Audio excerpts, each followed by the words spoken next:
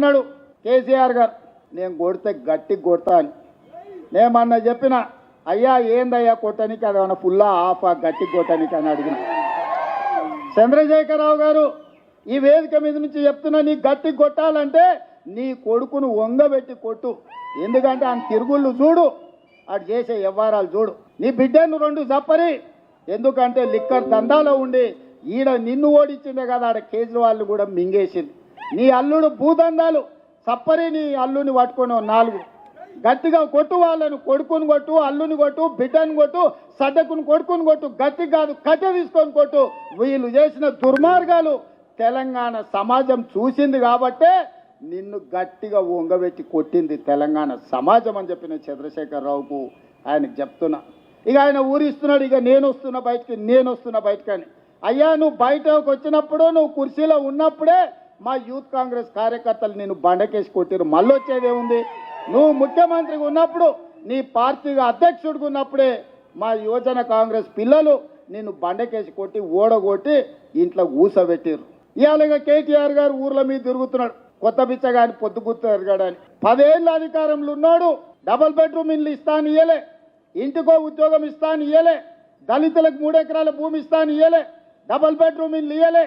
ఇట్లా చెప్పుకుంటా పోతే 100 హామీలు ఉన్నాయి. 10 ఏళ్ళు అమలు చేయలేదు. 7 లక్షల కోట్ల రూపాయలు అప్పు తెచ్చాడు.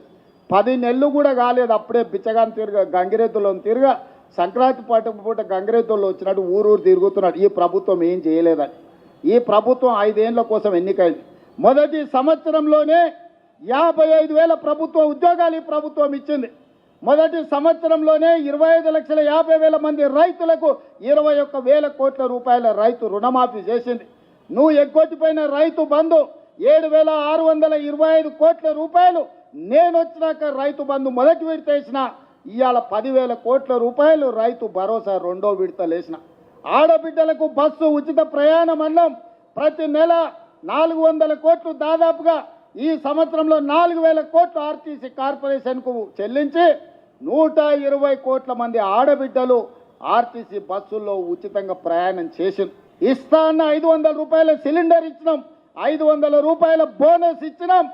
రాజీవ్ ఆరోగ్యశ్రీ 10 లక్షల రూపాయలు ఇచ్చినాం. ఇవాళ పేదవాడికి ప్రతి ఒక్కడికి రేషన్ కార్డు ఇస్తున్నాం, పేదవాడికి ఇందిరమ్మ ఇల్లు ఇస్తున్నాం. ఇవాళ ప్రతి సంక్షేమ పథకాన్ని ఇవాళ అమలు చేస్తున్నాం. ఇదే కాదు, 1931 తెల్ల దొరలు పాలించినప్పుడు కులగణన జరిగింది. దాదాపుగా 95 ఏళ్ల నుంచి స్వతంత్రం వచ్చినాక నరేంద్ర మోడీ 3 సార్లు ప్రధానమంత్రి అయినా బీసీ కులగణన జరగలేదు. ఇవాళ నా రాష్ట్రం తెలంగాణ రాష్ట్రం, కాంగ్రెస్ పార్టీ రాహుల్ గాంధీ నేతృత్వంలో ఈరోజు తెలంగాణ రాష్ట్రంలో కులగణన చేసిన ప్రభుత్వం ఈ దేశంలోని ఏకైక ప్రభుత్వం. లెక్కలు తేల్చిన ప్రభుత్వం కాంగ్రెస్ ప్రభుత్వం. మాదిగా ఉపకులాల వర్గీకరణ 35 ఏళ్ల నుంచి కొట్లాడినరు. చాలా మంది పిల్లలు చచ్చిపోయినరు. సుప్రీంకోర్టు వరకు పోయింది, పార్లమెంట్ వరకు పోయింది.